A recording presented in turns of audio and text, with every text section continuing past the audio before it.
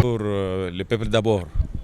Merci beaucoup pour avoir accepté de nous accorder cette interview. Je rappelle que vous êtes député national réélu sur la liste de l'UDPS Tshisekedi. Aujourd'hui, vous êtes convoqué en session extraordinaire. Quand je dis vous, donc, ça veut dire le Parlement, l'Assemblée nationale et le Sénat. D'après ce que j'ai lu, c'est pour chercher les stratégies politiques et diplomatiques pour la sortie de cette crise sécuritaire provoquée par l'armée rwandaise au Nord Kivu. Honorable, quelles sont vos impressions par rapport à cette session extraordinaire? Merci d'abord de votre invitation. J'en suis fier et je suis content parce que c'est pendant cette ère, l'heure grave comme on peut le dire, où nous comptons en nombre les orphelins à Goma, tout pour dire à Goma et aussi au Sud Kivu, Nord Kivu. Nous comptons en grand nombre les veuves et les veufs causés par l'armée rwandaise. Pourquoi nous sommes convoqués aujourd'hui? Je ne pouvais pas même parler de la session extraordinaire, je parle d'abord du pays. Cette session, c'est à la convocation, c'est la demande du président de la République qui a voulu que les députés, l'Assemblée nationale et le Sénat proposent des solutions diplomatiques, des solutions politiques. C'est ce que nous sommes en train de faire. Mais je voudrais épingler la quintessence de cette guerre. Nous commençons par la conférence de Berlin, par exemple. 1885, le Congo a été une propriété exclusive d'un individu, le roi des Belges. 1908, le Congo a été attribué à la Belgique. De 1908 à 1960, le Congo a connu un premier ministre et un président. Par la même force de la communauté internationale, ils ont été boutés dehors. Vous connaissez le sort de notre héros national Lumumba. Lumumba est parti. De 1960 à 1965, il y a eu un coup d'État. Et jusqu'à ce jour, on n'a pas eu une armée nationale. C'est là qu'il s'agit de... Il faut parler... Aujourd'hui, nous devons grever l'abcès. Nous n'avons pas eu une armée nationale. Alors que nous sommes un pays à potentialité, comme nous pouvons le dire, un scandale géologique. La seule malchance que nous avons aujourd'hui, pour ne pas répondre textuellement à votre question, je voudrais un peu ouvrir des brèches, c'est que nous sommes un pays qui a 9 voisins et dont chacun a son appétit vorace contre le minerai que nous avons. La seule chance que nous avons, nous sommes un pays très riche en ressources minérales, les sols riches, les sous-sols riches. Mais la question qui se pose avec acuité, quel est notre système de défense et de sécurité?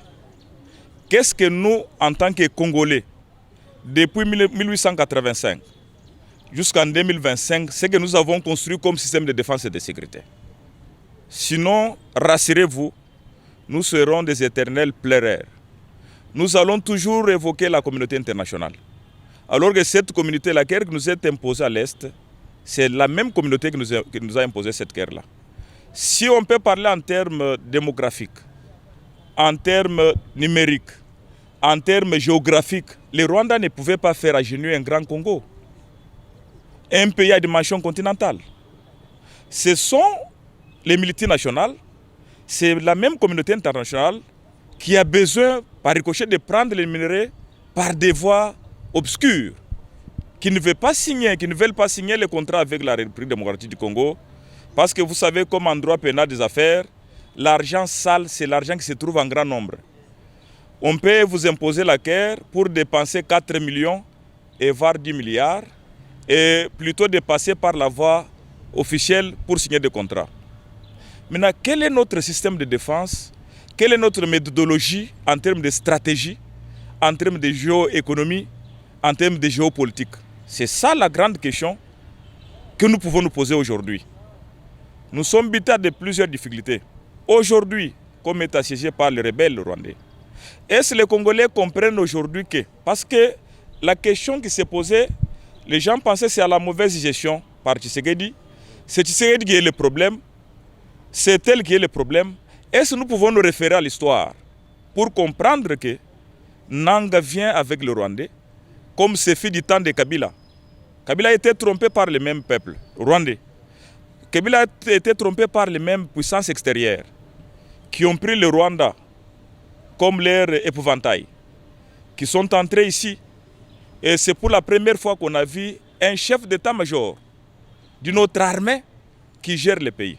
Alors qu'il y a 3 à 4 facteurs majeurs pour un pays qui se veut souverain, un pays qui veut assurer l'intégrité territoriale, son indépendance et même la protection de sa population. Le premier facteur que je peux évoquer, c'est la volonté de la population. Est-ce que notre population est à mesure de dénoncer à tout moment, à temps et à contre-temps, tous les infiltrés que nous avons déjà dans la République? Est-ce que notre peuple est capable de dénoncer tout ce qui se passe à l'Est? Il y a des familles. Mais le peuple l'a démontré la semaine passée avec une marche de colère. Nous la félicitons. Je ne pouvais pas chuter pour ne pas féliciter la population. Je voudrais un peu épingler les grandes lignes pour vous permettre de me poser plusieurs questions. C'est pour cela que nous sommes là. Les pays étaient agressés. Nous, en tant qu'experts en matière de défense et sécurité, nous pouvons nous étaler pour éclairer la lanterne de tout celui qui va nous suivre. Donc, vous allez comprendre avec beaucoup d'intelligence que nous sommes assiégés par l'armée rwandaise parce que nous avons des minerais recherchés par la communauté internationale. Vous voyez avec légèreté les propos ou les messages de cette fameuse communauté internationale. Ça nous montre à suffisance que nous devons nous prendre en charge nous-mêmes en tant que Congolais.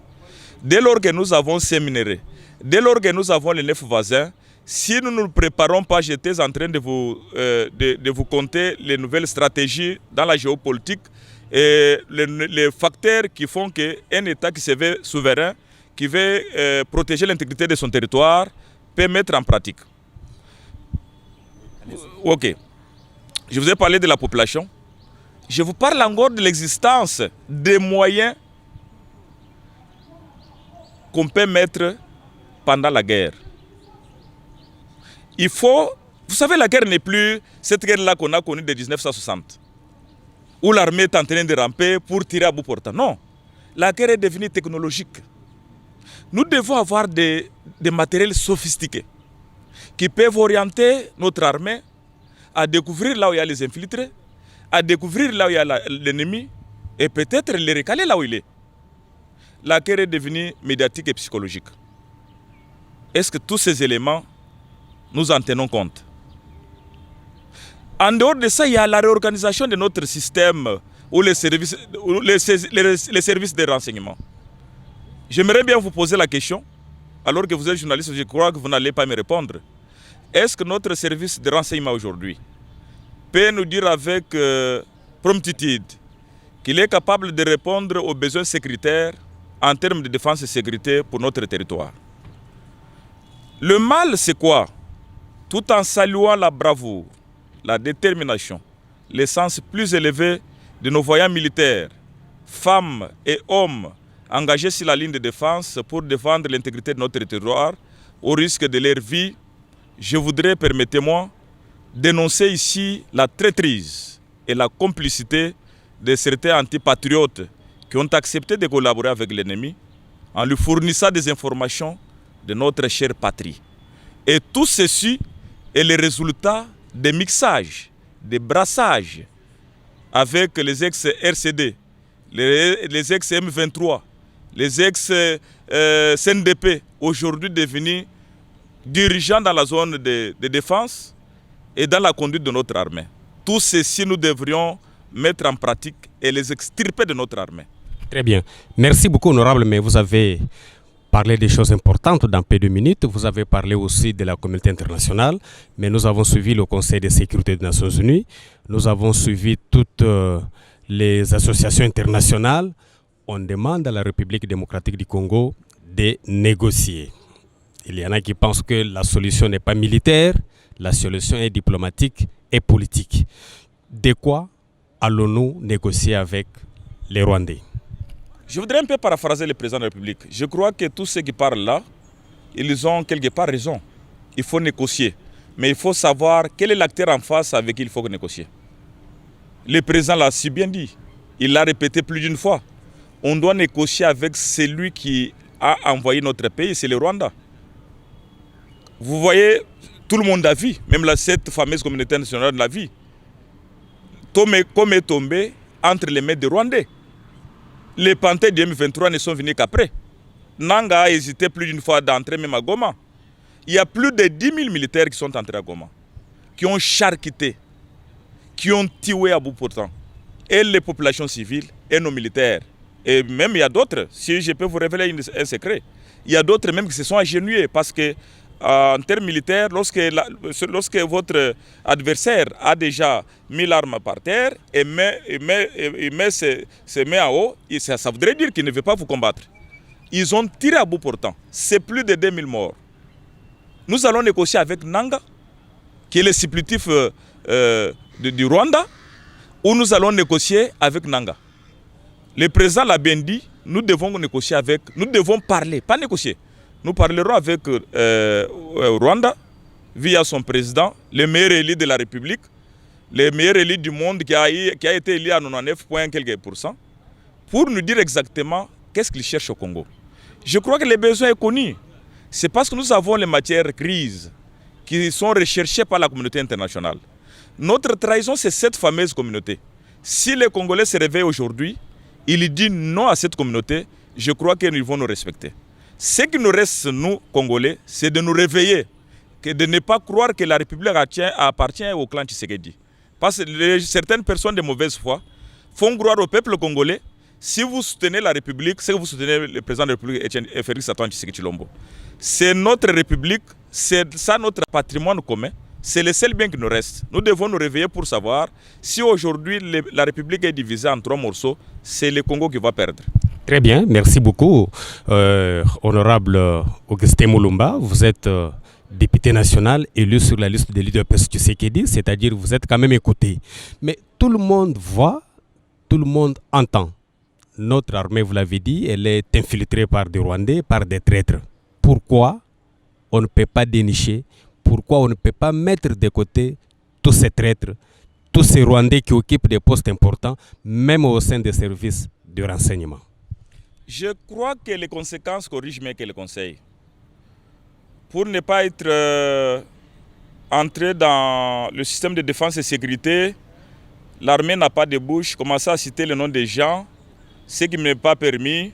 Je voudrais vous rassurer que tout ce qui a été concocté, c'est avec la voile même de nos frères qui sont congolais, qui ont accepté au prix d'argent de trahir la République. C'est vrai que le président de la République a trouvé une armée. Moi, je vais vous dire une chose. Et vous allez peut-être couper ça, mettre sur les réseaux sociaux.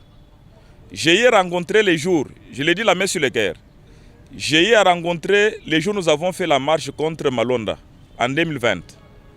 Un haut gradé de l'armée. Je lui ai montré la photo d'un enfant qui était en train de téter dans la brousse dont sa mère était déjà morte. Au numéro 1 de la République, au numéro 1 de l'armée. Je lui ai montré parce que j'ai eu une discussion ouleuse avec lui. Est-ce que allez-vous accepter d'être appelé général dès lors que la pauvre population, dont cette mère ici, qui ne connaît même pas les minéraux, son travail principal peut-être de défricher les champs. Et cet enfant a souffert 7 dans la brousse. Parce qu'il est mort, la mère était morte, je crois, la nuit. Et c'est pendant les jours, quand les gens partent au champ, qu'on a découvert qu'il y a l'enfant qui pleurait.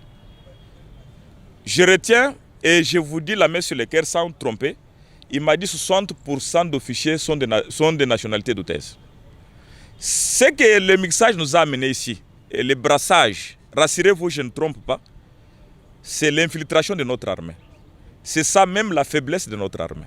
À ce jour, placés dans les mêmes conditions, les mêmes choses produisent les mêmes effets. Comment vous pouvez placer à de hautes fonctions la coordination des zones de défense, les sujets en nature compliquée et attendre des résultats escomptés? On devrait, comme je vous l'avais dit, construire notre système de défense et de sécurité. Les guerres d'agression, nous pouvons les avoir à tout moment. Nous sommes un pays qui a eu la malchance d'avoir ses 9 voisins. Imaginez-vous, je ne le souhaite pas, si notre voisin nous agresse, parce que le petit Rwanda nous fait agenouiller à travers la communauté internationale. Si notre voisin nous agresse, quel est notre système de défense? Nous devons nous préparer quant à ça. Et je voudrais paraphraser des écrivains, des auteurs, des grands messieurs que j'aime bien, Jules César et Crotius. Jules César dit ceci: Sus pacem parabellum. Qui veut la paix prépare la guerre. Notre attitude doit être une attitude de la guerre. Nous devons nous préparer à la guerre. À tout moment, si nous voulons nous protéger, si nous voulons protéger l'intégrité territoriale de notre pays, nous devons concentrer beaucoup de nos efforts pour construire une armée nationale, républicaine, capable de répondre à toute éventualité. Et le deuxième, je voudrais finir. Crotius dit ceci: le droit ne reconnaît pas, le droit reconnaît un état de paix et un état de guerre. Mais il ne reconnaît en aucune façon un état intermédiaire. Soit nous sommes un état en guerre, soit nous sommes un état en paix. Le contraire n'est pas connu. Donc, nous sommes un pays agressé, nous devons nous comporter comme tel. Cette conséquence qui nous arrive avec l'armée rwandaise va nous préparer à construire notre système de défense, à réorganiser notre service de renseignement et aussi à être prêt à toutes les éventualités. Honorable, vous êtes député national. La population, certains Congolais pensent qu'avec l'Occident, la République démocratique du Congo ne fera absolument rien. Mais en tant que député national, vous êtes quand même écouté. Pourquoi ne pas aller aussi chez Poutine, à la Chine? Pourquoi pas la Corée du Nord? Quand je vous ai parlé de facteurs, excusez-moi de vous dire que j'avais oublié sur le plan diplomatique. Dans la diplomatie soft power, notre pays devrait identifier nos alliés présents et potentiels, sans oublier d'identifier aussi nos ennemis présents et potentiels aussi. Nous avons nos alliés, nous devrions aussi identifier nos ennemis. Je crois que je ne m'étale pas là-dessus parce que la problématique liée à la diplomatie, c'est une question spécifique au président de la République, qui est le garant de bon fonctionnement de nos institutions. Je crois qu'à l'évolution de la chose, nous découvrons sans faille que la fameuse communauté internationale est trompeuse. Elle est en train de nous duper. Regardez tout ce qui se passe. Je félicite en passant notre voyante ministre des Affaires étrangères qui se bat comme un ver de terre pour arracher des sanctions contre le Rwanda. Visiblement, tous les rapports indiquent que le Rwanda agresse la RDC. Visiblement, tous les rapports indiquent que les militaires rwandais sont dans la tête de la RDC. Les droits humains sont violés. Le droit international humanitaire est violé. Qu'est-ce que la communauté, cette fameuse communauté internationale, attend pour sanctionner le Rwanda? C'est une question d'intérêt. C'est une question de nos minéraux. Ils passent par le Rwanda pour nous prendre les minéraux gratuitement. Nous devons nous organiser et trouver les fidèles alliés. Vous avez bien posé la question. C'est une question d'air, une question de temps. Le Congo doit s'organiser pour trouver des alliés fidèles qui peuvent à tout moment répondre à notre besoin, qui peuvent à tout moment répondre aux besoins du peuple congolais. Nous n'allons pas demeurer comme ça. Rassurez-vous, il y a des pays qui ont connu des guerres, comme les nôtres, mais qui se sont réveillés. Le Congo, c'est un grand géant qui s'endort, il va se réveiller demain. Et maintenant, moi, je me vois mal. Je dis, Kagame va mourir, parce qu'il n'est pas éternel sur la terre des hommes. Quelles seront les relations entre les Rwandais et les Ougandais? Parce que quand vous citez le nom Rwanda, pour tout commun de mortels, un Congolais, c'est comme une peste. C'est comme une maladie incurable. Quelles seront les relations? Tôt ou tard, le Congo va se réveiller. Tout ce que nous pouvons dire aujourd'hui, c'est d'éveiller la conscience du peuple congolais. De connaître que ce n'est pas la personne de Félix Tshisekedi qui est attaquée. C'est l'intégrité territoriale de notre pays. Félix Tshisekedi peut passer demain ou le lendemain. Mais s'il passait et que le pays soit divisé. S'il passait qu'on perde une grande partie de notre pays. Évitons la haine. Créons l'amour. Unissons-nous pour une cause juste qui se trouve être la République démocratique du Congo. Voilà un peu en quelques mots. Si vous avez d'autres questions, je suis à votre... Honorable, aujourd'hui, plusieurs experts pensent que l'ancien président de la République démocratique du Congo, Joseph Kabila, vu la fortune qu'il a, vu la richesse qu'il a, ce monsieur ne pouvait pas être libre à l'extérieur de la République démocratique du Congo. Il peut inquiéter tout un État. Est-ce que vous êtes aujourd'hui inquiet dessus? par le fait que l'ancien président est libre, n'a pas été inquiété? Je suis totalement déçu de ce que vous venez de dire et aussi de la personne que vous venez de citer tout de suite là. J'ai fait la chronologie des faits. Je vous ai dit 1885, la conférence de Berlin. Je vous ai parlé de 1908. Je vous ai parlé de 1960. Je vous ai parlé des musées qui nous a amené le Rwandais. Parce qu'il était patriote, bien entendu, parce qu'il a compris après. Rappelez-vous de ce que le président Étienne Tshisekedi à l'époque de Res Mémoire lui avait dit. Le président lui a dit demandez la facture que ces gens partent. Il n'avait pas écouté. Il a été tué sur place. Tout ceci, c'est parce que le Rwanda avait des idées expansionnistes de prendre une partie de notre pays, de notre territoire. Mais vous allez vous poser la question, pourquoi sous le mandat de Kabila, il n'y avait pas de troubles comme ceci? Kabila a enterré. Si Mouzé avait crevé la tombe pour la République, c'est Kabila qui a enterré la République. Je m'explique pourquoi il a enterré la République. Il arrive, il a accepté de brasser. Nous sommes une armée hétérogène. Là, vous parlez de Kabila Joseph. Je parle de Kabila Joseph, bien entendu. Il a enterré la République. Je n'ai jamais eu de problème, il n'est pas de mon rang quand même. C'est un ancien président de la République, nous devons du respect, mais nous parlons de faits clairs. Kabila a accepté de signer les accords avec le CNDP. Naturellement, il faut vous poser la question de savoir qui sont les CNDP. Ce sont les Rwandais. Kabila a accepté de signer les accords avec RCD Coma. Qui sont les gens de RCD Coma? Ce sont les Rwandais. Kabila a accepté de signer les accords avec les M23. Par le mixage, par le brassage, nous n'avons pas une armée nationale. Alors que pour défendre l'intégrité territoriale de notre pays, nous avons besoin d'avoir une armée républicaine. Une armée capable de défendre. Vous avez vu sur les réseaux sociaux un non gradé de l'armée en train d'avaler la cime. On lui a tenu au cou, il dit non, non, non, moi je meurs avec la cime. C'est ça l'armée que Kabila nous a légué. S'il se permet d'aller en dehors du pays comploter contre notre propre pays, sous d'autres sièges, c'est quelqu'un qui pouvait pas être pendu. Là, je vous rassure. Si vous allez en Chine, quelqu'un comme ça qui trahit, même dans la Rome antique, en tout cas, le pays vous a tout donné. Qu'est-ce qui a manqué à Kabila? D'être un patriote qui veut la paix dans son pays. Qu'est-ce qui l'a poussé d'aller à l'extérieur du pays comploter? Le président l'avait bien dit.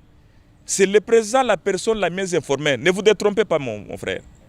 Quand le président vous dit l'AFC c'est Kabila, il ne s'est pas trompé. Il ne peut pas avoir une dent tirée contre Kabila. Le président est déjà président de la République. Il ne pouvait pas avoir une dent tirée contre Kabila. L'AFC c'est Kabila. Le M23 c'est Kagame. C'est ça la coalition.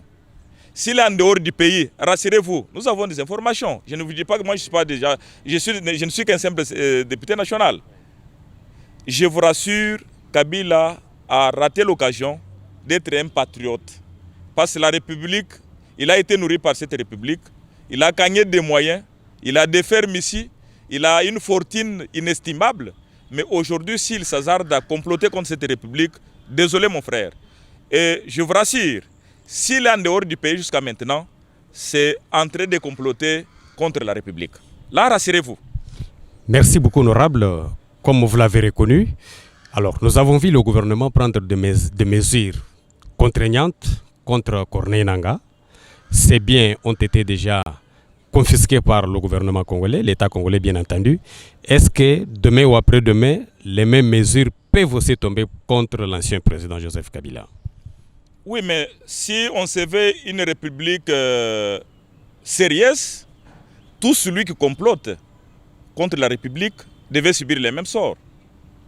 Excusez-moi, vous savez combien de gens sont morts à Goma? Est-ce que vous savez combien de gens sont déplacés?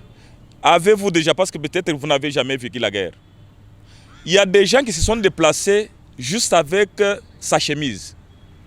Là où il part, ce n'est pas là où il peut dormir. Il y a quelqu'un qui peut avoir un parent, qui peut avoir 5 enfants. Il n'a même pas de l'eau. Il y a des gens qui ont perdu leurs enfants pendant la guerre. Et il y a des femmes qui ont perdu leurs maris. Et il y a même des maris qui ont perdu leurs femmes. Ça, c'est pour un individu qui veut s'éterniser au pouvoir. Non, rassurez-vous, le Congo ne sera jamais un royaume. Nous sommes dans une mutation démocratique où nous avons fait, nous l'avons apprécié à l'époque, une alternance que le Doguet appellerait civilisée. alors qu'il avait des ambitions cachées. Non. Tout celui qui complote contre la République, dans une République normale, devait subir le même sort. Moi, je pourrais proposer, si une question m'avait posée, au lieu de mettre ces biens-là des individus en vente pour compliquer les gens, l'État peut exproprier, donner au ministère, donc déchirer les archives, exproprier au nom de l'État, donner au ministère, donner au service de l'État, c'est tout. C'est l'État qui a récupéré.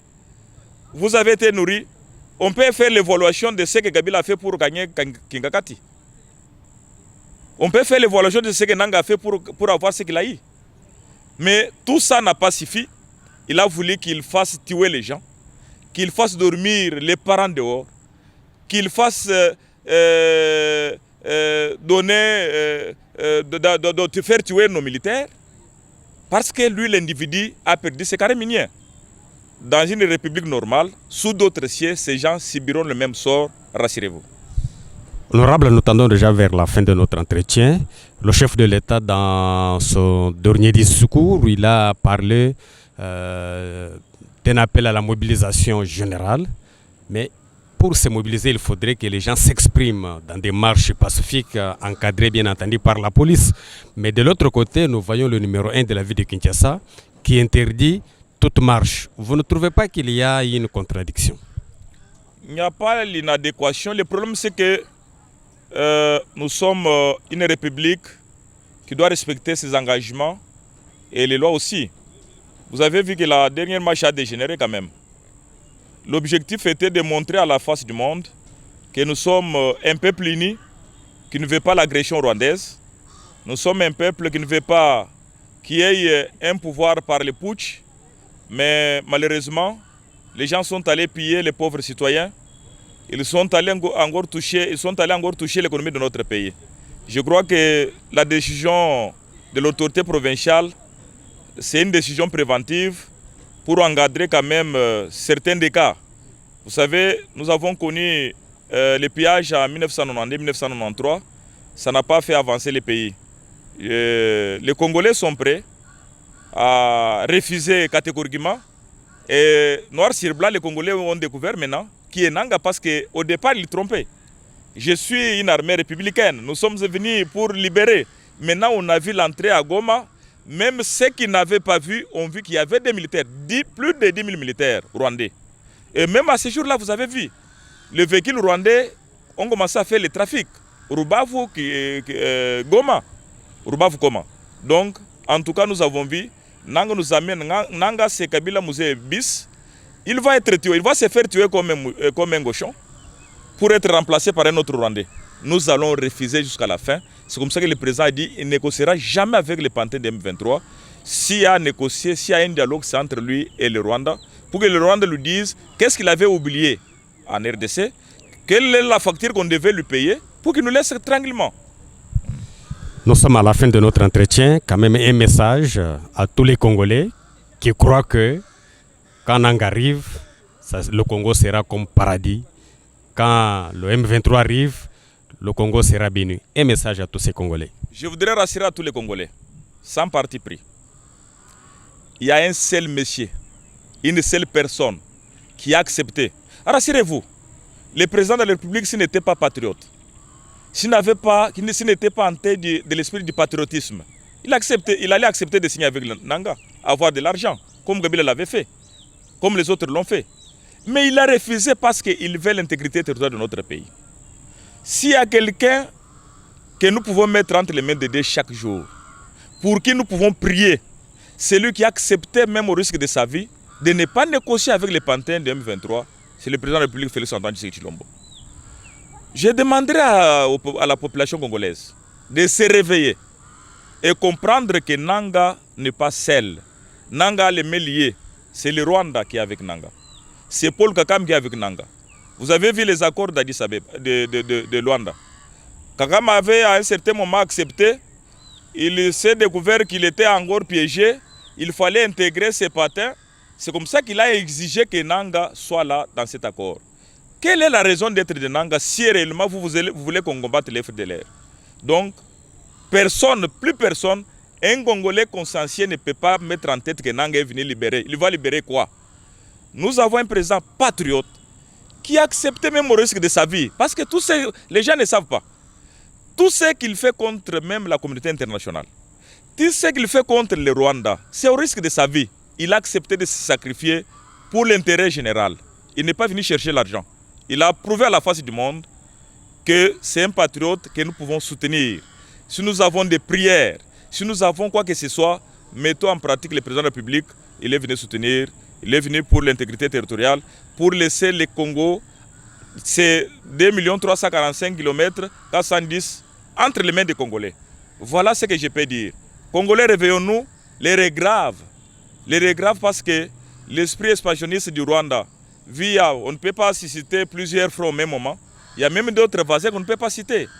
L'Ouganda, qui est aussi sous coulisses en train de nous agresser. Je crois même si on ne le dit pas assez, c'est ouvert que l'Ouganda est en train de nous agresser. Vous avez vu les militaires qu'on a capturés. Il y a même les Kenyans. Donc le complot est grave. Nous pouvons nous réveiller pour la cause commune. Unissons-nous autour de notre drapeau. Unissons-nous autour derrière le président de la République. Il l'a dit assez. Tous ceux qui ont les ambitions de devenir président de la République, vous n'allez pas diriger la République divisée. Vous voulez devenir président de la République. Quelle République? Si à la guerre, si aujourd'hui l'Est est coupé, vous allez dire quelle République? C'est le moment où jamais nous pouvons nous unir nos forces, unir nos idées derrière le président de la République pour que le Congo reste uni et indivisible. Honorable Augustin Mulumba, je vous remercie. C'est à moi de vous remercier pour le temps que vous m'avez accordé. Merci.